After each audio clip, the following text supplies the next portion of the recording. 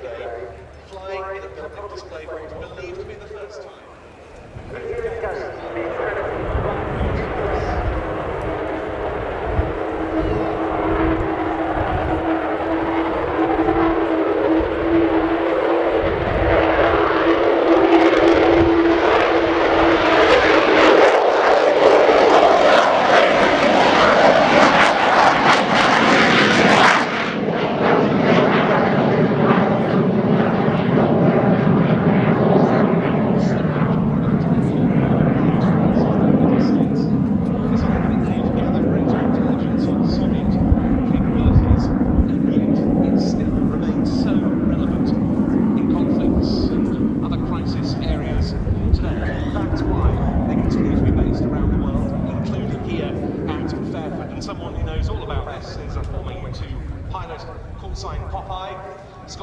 Welcome back to RIAT. Oh, great to be here.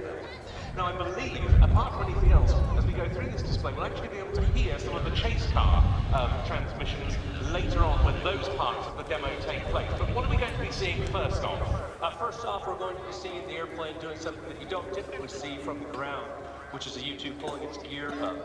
Now, this airplane is going to be doing what is a high-speed pass. You're not going to see any shock waves or anything, but maximum 240 knots indicated airspeed is what that airplane will be achieving, which for what is essentially a glider with a jet engine shoved up in the middle of it is quite fast. Now, I mentioned that this aircraft is in a configuration we've never seen before in a flying display, as far as we know. Just explain a little bit more about that, if you would. That's right. The configuration of the airplane that you're seeing in front of you today is what it would typically be configured for an operational mission. And what that means is there's some sensitive equipment on board housed appropriately that would be used wherever the operational commanders requested to be censored or a synthetic aperture radar. Both being able to achieve something that you cannot achieve from low altitude sensors.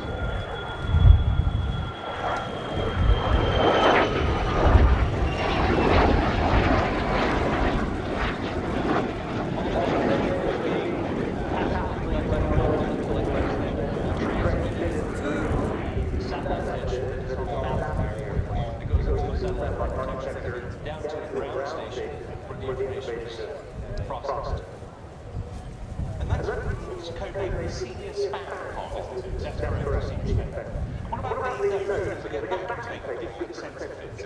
That's right. It's typically the optical sensors on the nose of the airplane, and it will take different appearances with those other sensors. As I mentioned, the synthetic aperture radar is the sensor that's on board at this moment, which is the longest nose of the U-2S. And when it has that long nose, it makes it even more difficult to land the airplane, because as you get to the landing attitude, the higher AOA, the long nose obscures the which we're wearing pressure with fatigue that you would experience without being able to stand up. You need help on the wheel. For training purposes, it's going to be setting up called IQ, setting up some drag to simulate what the engine has failed. So the glide rate that you'll be experiencing and watching now is the same as it would if the engine was actually failed. So it truly is a glide rate. I think it's worth reflecting on our eyes in the sky as the how the U-2's capabilities evolved, even in relatively recent times. Where used to be the order of the day, was it 2022 or so, that retired? That's right, but I can borrow cameras with what's called an actual film. Certain files of film that was in the back of the airplane, and it was a purely optical sensor, passively operated. And it's basically the sensor that the airplane was built with. And it was just recently retired, that particular sensor, but it's been replaced with far more high-fidelity sensors as far as imagery and low-signals intelligence as well. And we're talking real-time transmission, aren't we, to commanders on the ground? That's absolutely right. Something the optical bar camera, the wet film, was capable of doing, was taking the picture and processing it immediately and getting it to the commanders. But the imagery sensors that we have today are absolutely able to do that. And coupled with artificial intelligence, the processing timeline has come down to real time.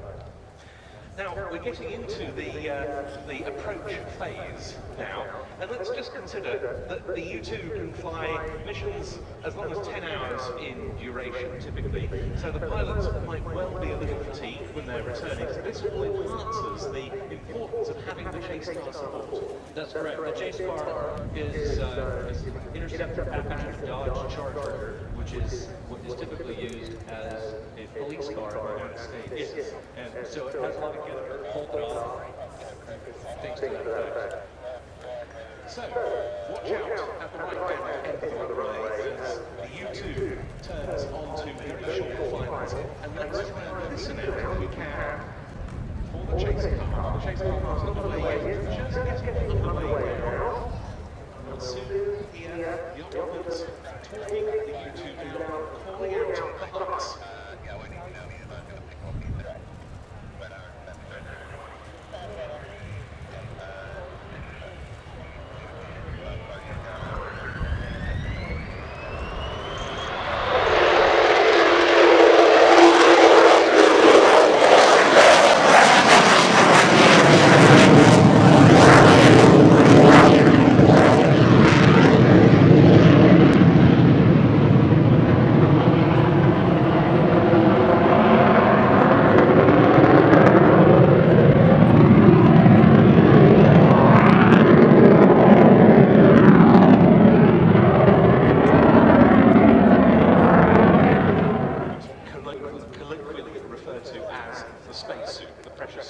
The pilot not needing to wear one today, as he would on a typical operational mission. Just a typical flight suit, which we do for any of the low missions that we call them. And the pilot's going to fly on a high mission, specifically going over what's called Armstrong's line. Then he'll be wearing a full pressure suit. To RAF Milton Hall in Suffolk. They were based in TR-1A, former designation emphasising the tactical reconnaissance role of the type at RAF Alconbury for many years, but now very much at home here in Gloucestershire.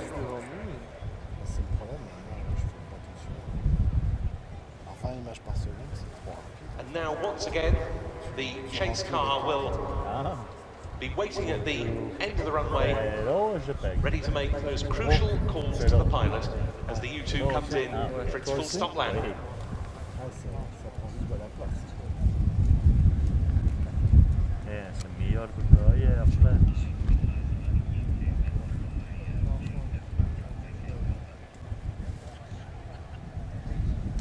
Laisse un peu ton expo peut-être, vas-y, parce que...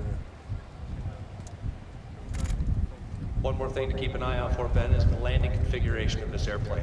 So it has a bicycle landing gear, tandem, meaning the wheel in front, the wheel in back, nothing on the wings.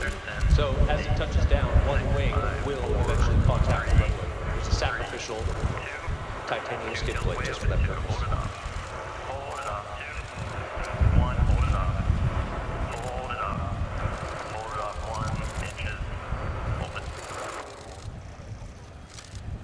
Well there, a live U-2 landing taking you into the cabin of the Dodge Charger chase car, and what a spectacle that is. And Popeye, we very much hope it's one that we'll be able to see again in the future. With 70% of the aircraft's lifespan remaining, we sure hope so too. Let's just have a word as the aircraft rolls past. I love not when in operation this aircraft looks about what